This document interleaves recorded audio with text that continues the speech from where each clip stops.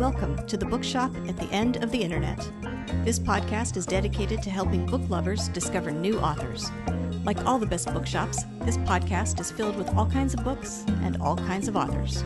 So tune in, browse around, find a new author, and discover a new favorite book at the Bookshop at the End of the Internet. I'm Stacey Horan, author, book lover, and host of the Bookshop at the End of the Internet. This is episode number 220. For more information about this or any of our episodes, go to my website, staceyhoran.com. If you enjoy the podcast, leave us a review, like us on social media, and share us with your friends, family, and fellow readers.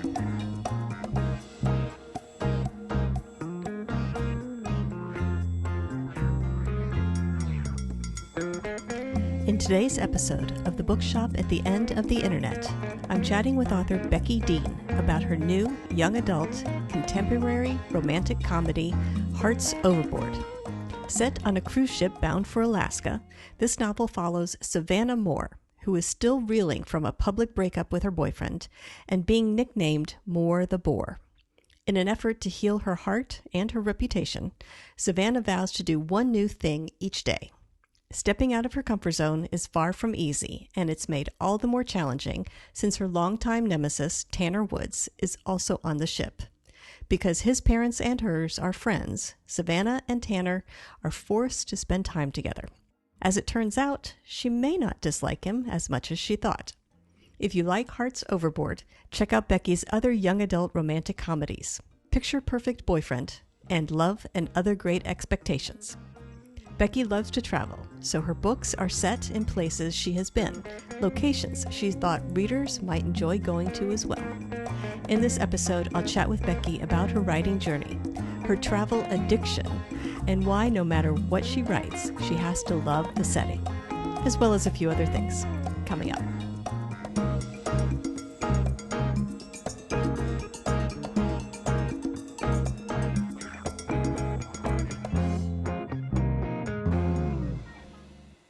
Becky Dean, I want to thank you very much for joining me today on the podcast.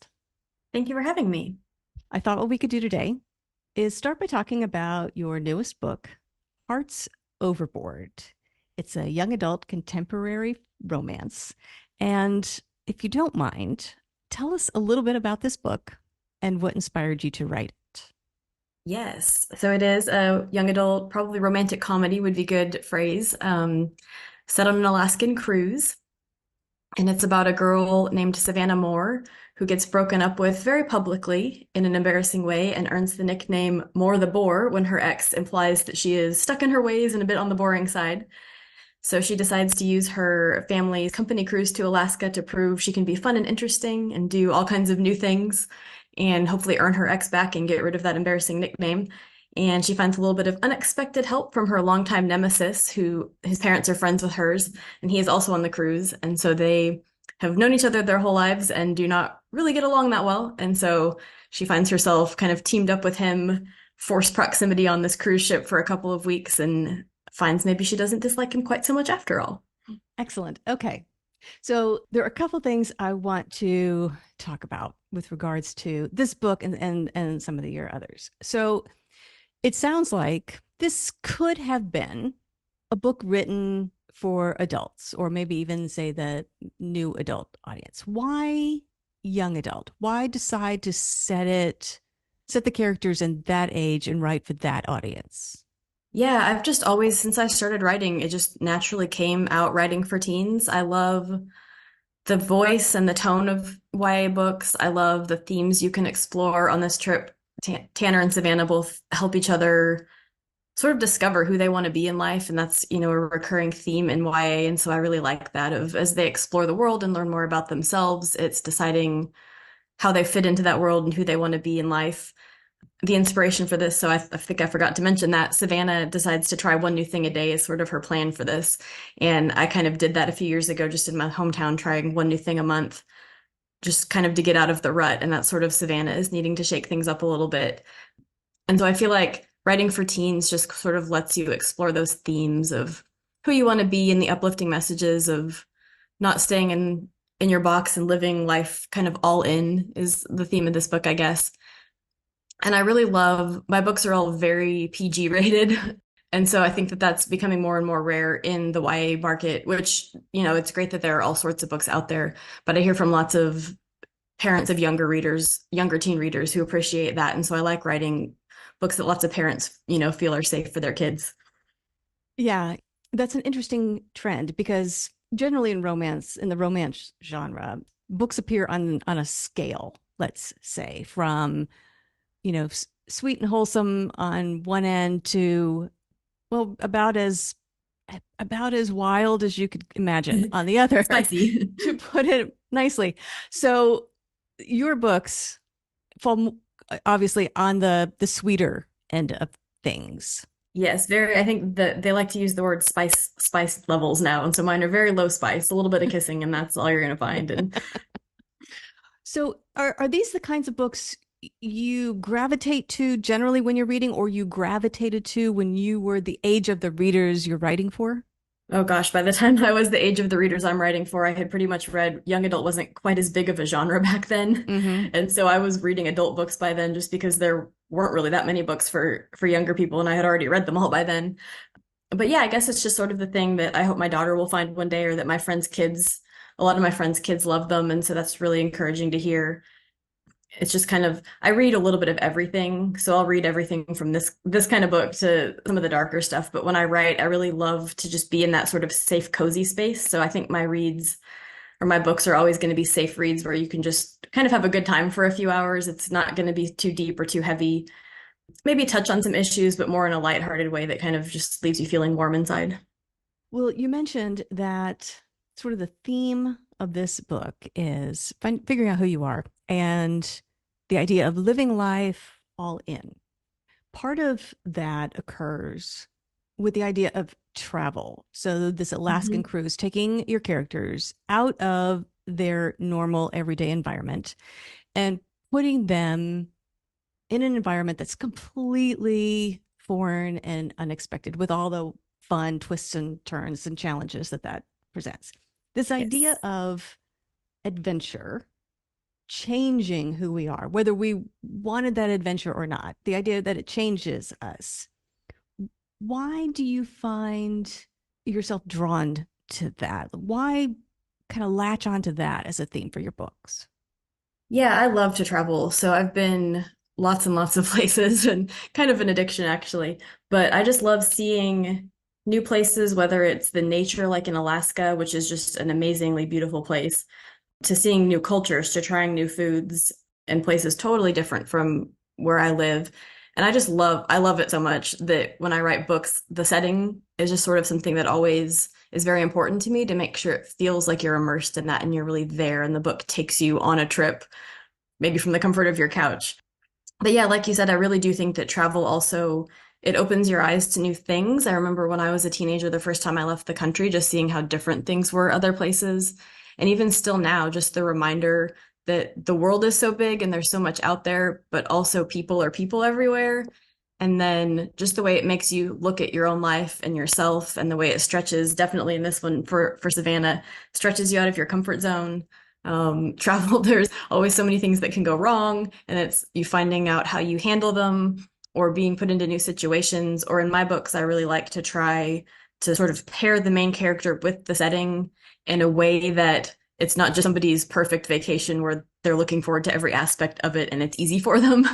I like to make so in this one, I loved Alaska. I love outdoor adventure. I love seeing all of that. But Savannah's not that kind of person on purpose. So when she goes to Alaska, it's not a, oh yay, look at all the nature. It's beautiful here. It's, oh, there's wild animals and there's no buildings and there's nothing out here and this is kind of scary. And so I like to do that on purpose because I do think that try that aspect of travel really can help you see yourself better, see the world in a different way. And it's just a lot of fun also. Then I get to take extra trips through my books too. So Right. And that's a really interesting twist, I think, on how a writer develops her characters. Talking to a lot of writers, characters are often based on themselves or people they know, or they're crafted to fit the plot line. They need a character that does these certain things in order to advance the plot, the mystery, or the whatever is happening in the book. But to develop your characters based on the setting and what the setting presents in the story, it's an interesting way to do that.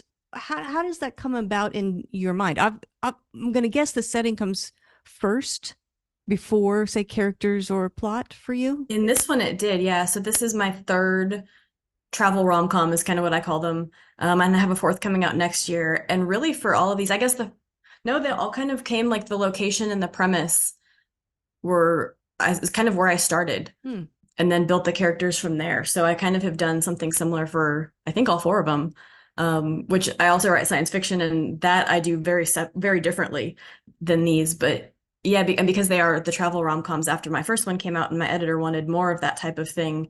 And it was really, I did pick the setting and sort of the general trope. So for this one, I started with Alaskan cruise and the rivals to lovers aspect, and then just kind of went from there. Well, and let's talk a little bit about the other two books that you have out. One, Picture Perfect Boyfriend, and the other, Love and Other Great Expectations. In both of these, you've got sort of a similar scenario, right? Travel to another place, complications that arise therefrom, and a bit of crazy romantic comedy thrown in. So Yep.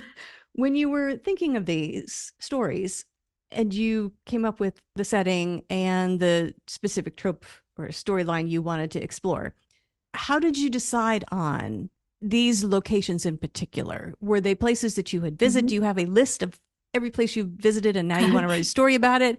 Or is it a case of the desire to travel there means that's the story that you're going to write, and then ultimately you'll get there? Yeah, I Which haven't comes gotten to do first? that yet. That's the goal, is find a place I want to be, that I want to go, that I haven't been yet, and just get to write it off on my taxes to write a book set there. No, but so the first one is set in England, and that one, really the premise came to me first. It's a girl who's on a literary themed scavenger hunt, and so she solves clues that take her to locations of classic novels throughout Great Britain. And that idea, that was actually the first contemporary book I wrote. So I wrote four YA sort of science fiction fantasy books before that that have all since been shelved and will never see the light of day. And after those, I thought I would try a contemporary romance because I liked reading them. But because I liked the fantasy genre so much, I really liked the quest. And so I was trying to find some sort of road trip, quest, mission, more than just, people in their hometown. And since I love to travel, I thought, oh, let's make, some kind of road trip. I was originally going to set it in America until I realized I much prefer British literature to American literature. So we shifted it to England. And yeah, that one I did actually, while I was writing it, was in England for something else and got to spend a couple days doing a little bit of research. And then really just though picked England because I love the books. And so the literary themed scavenger hunt, British literature was I had a lot of fun researching, rereading lots of the books that I love. And really, I did with that one, with the character, what I did in Hearts Overboard also was as a reader of British literature, thought that a trip like this sounded amazing, but then it's too easy. So I made the main character is an athlete who isn't into books, and she actually didn't even read half of the books she was supposed to read in her high school English class. So it makes the scavenger hunt more of a challenge for her. But that one was really fun. Just, I love England and getting to go all over the place and talk about all those books that I love. And then the second one, Picture Perfect Boyfriend, my editor wanted a second travel rom-com, and I wrote that during COVID. And so I wasn't able to go travel anywhere. So I actually did kind of what you mentioned. I made a list of all of the places I had been, enough to write about. So not just that I had been, but somewhere where I really felt I could capture the feel of the place without going back, since I wasn't able to travel. And I've been to Maui several times. And so that was one that I really felt I could do justice to without going to again. But I do sort of just have a list, not necessarily of everywhere I've been, but the places I think readers would enjoy going. So that was kind of the Alaskan cruise. How I picked that for my third setting was I looked at that list of places I could write about, but then I also did research on to sort of people's top bucket list vacation destinations. And so many people would love to go to Alaska and on an Alaskan cruise that I thought it would be fun to take readers there. So Yeah.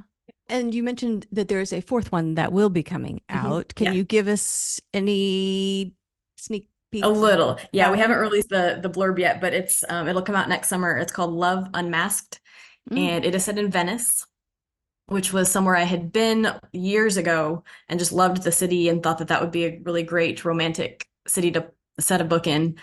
And that is the first one I've actually done an official research trip for. So last summer while I was writing it, my husband and I went and spent a few days there, which was amazing. So Very nice. there is sort of the hidden identity theme, which you can get from the title with the Love Unmasked. They have masks, and that's all I can say for now. Well, that's enough, I think, to pique anyone's interest. So excellent. So I think maybe it sounds like you've kind of found your voice, perhaps. Do you find that writing these? Do you find that this writing these kinds of stories, this romantic comedy, travel, figuring out who you are, that kind of thing? I mean, is that a happy place for you? Do you think this is where you will continue on in your journey? Yeah, I hope so. So, like I mentioned earlier, I also write the science fiction, and I also really love writing sort of action scenes. So, I'm actually toying with maybe some ideas. We'll see if it goes anywhere of sort of the travel rom-com, but maybe with some other element thrown in, the sort of the action romance kind of thing. Mm-hmm.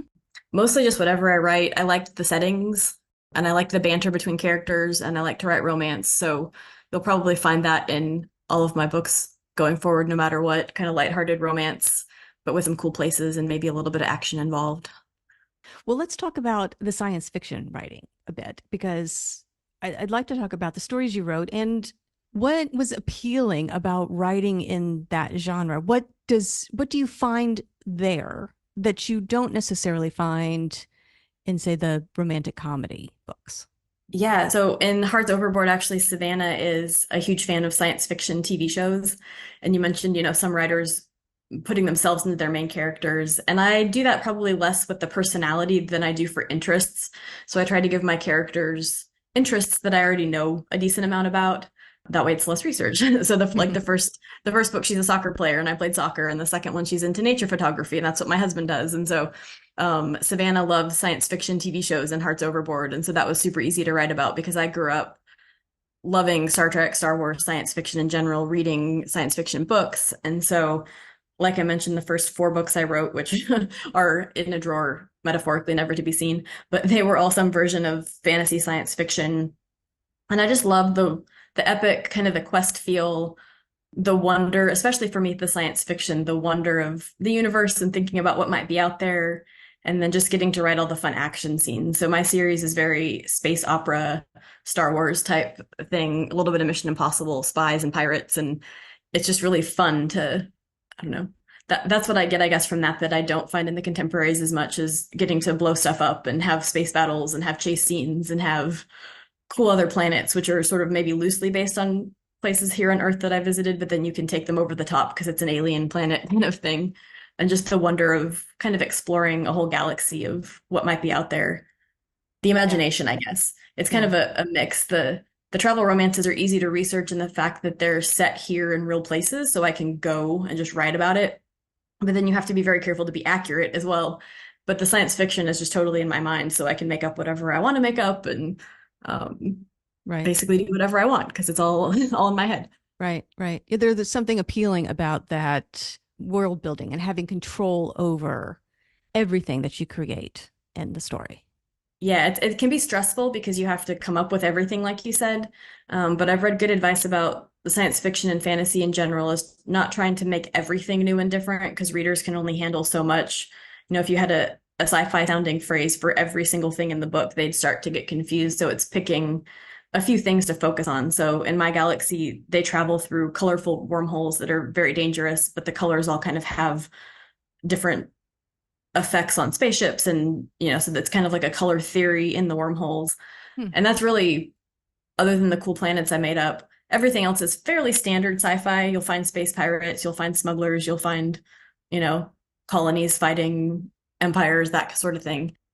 So you don't have to fully make up everything, but then you say, oh, what do I call this thing in the future, or how will communication work in this galaxy? And it can be kind of a lot of pressure to make sure it's logical. I often ask if authors have a favorite character in any of the books that they've written, Mm. either one that they really liked because they just liked the character or one they love to hate. So I think it sounds like probably for you, setting is the character you like most, right? The one that plays the biggest role in the book. But aside from setting as a character, do you have other characters you've written that you've really liked? And I understand if it's hard to pick one, but I'm curious and why the character? Yeah, it is hard to pick. There's so many. And it's funny that my mind gravitates toward some of the heroes rather than the main character heroines, whom I all love. But I really love Luke from Love and Other Great Expectations. He's a British boy and he loves books. He wants to teach English and be an English professor, so he's a big nerd, and I just love that. And then my science fiction series, so it's a four-book series, and each book focuses on two new main characters, but the previous characters also appear in other books. And in the first book, the characters meet a space pirate. His name is Digger, and he's only in maybe two or three chapters, but he was so much fun that when it came time to write the second book, I was like, he has to be the main character in book two because he was so fun to write. So I love Digger the space pirate. He's over the top. He's fun because he's purposely over the top. He knows he is, but he's trying to be like that kind of Jack Sparrow type Right, character. So it was a lot of fun to write, knowing it was being ridiculous, but he knows he's ridiculous too. So right. Is this something you've always wanted to do? Is writing books like this? Is this something you aspired to when you were young, or is it something you found later in life? yeah, when they ask you, in elementary school what you want to be when you grow up, I started saying author in second grade. So I wrote lots of stories as a kid, and then kind of got away from it high school, college. You get busy. And then a few years after college is when I really decided to pick it up and try to get published and write, seriously with the goal of publication. But I've wanted to do it pretty much my whole life. Is it is this journey what you expected it to be? No, definitely not. I had a very, very long journey. I know they say, on average, for traditional publishing, which was the route that I wanted to go personally, it takes usually authors several books and several years to get that first literary agent to get a contract. Usually the first book you write isn't, going to get you anywhere. And I was young and prideful and thought, oh yeah, I'll totally beat those odds. And I did not, which was fine. And it's been a great journey. I'm very thankful. But it was definitely a long one. I had several books shelved and then had an agent and parted ways with that agent and signed a new agent. And we actually had four books on sub with editors at one point. And I think it was about 2 years, and we just weren't getting takers on any of those four books. And then it was 2020. I remember because the world was a mess, but my writing career was finally going well. We had two offers on two different books within 2 weeks of each other. So it was after all of these years of writing a dozen books and not feeling like I was making progress, just everything happened very, very quickly. Right. When it rains, it pours, they say. Yes, it was a big blessing and not expected, but very grateful. Do you have other goals for yourself now? I mean, other than, say, making sure book four makes its way out there in the world, do you have other goals? Are there other works in progress? Are there other things you want to do as a writer? Yeah, really for me, it's just a goal to be able to keep publishing, right? Is because it's never guaranteed. So I'm very grateful. My publisher for the travel romances has wanted four total. We're hoping to maybe do more. So that one's finished and the fourth one's ready for next summer. My agent still has two completed science fiction novels that I've written that are separate from my series that we're hoping to find homes for, and one more kind of rom-com with a twist that she's also looking for a place for. And I've actually been taking a few months off. I had a baby earlier this year, and it's been kind of a nice break just to do some marketing and take a rest, but probably this fall start something new and not really sure what that looks like yet. But I don't know that I have a specific, I mean, obviously you have the hopes, right? Like my books we've sold four foreign translation rights, which has been amazing. That was one of my hopes slash dreams. Obviously would love to be able to just keep writing Yeah. and keep publishing. So, Well, and that may be the first time I've ever heard anyone say, I had a baby earlier this year and I took a rest. well, from the writing, yeah, I was it going to say was. the rest is I probably took the the rest last from thing I you're took the getting. rest from the writing because I intended to keep writing when I had the baby after she was born, and that went out the window.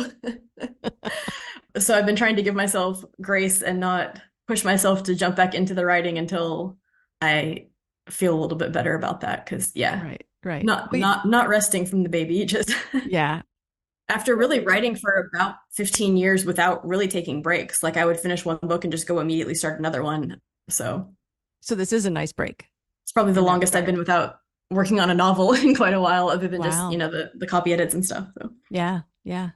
Well, if people want to learn more about you and your books and look out for new releases, that sort of thing, where's the best place to go to find you and that kind of information? yeah, I'm mostly for social media on Instagram, Becky Dean Writes. I post about both of my genres, so you'll find me as Becky/BL Dean because I write science fiction under my initials. And I kind of do a little bit of both on Instagram, and actually kind of will be letting my sci-fi alter ego take over in September and do some more sci-fi talk, but then back to the regularly scheduled mix after that.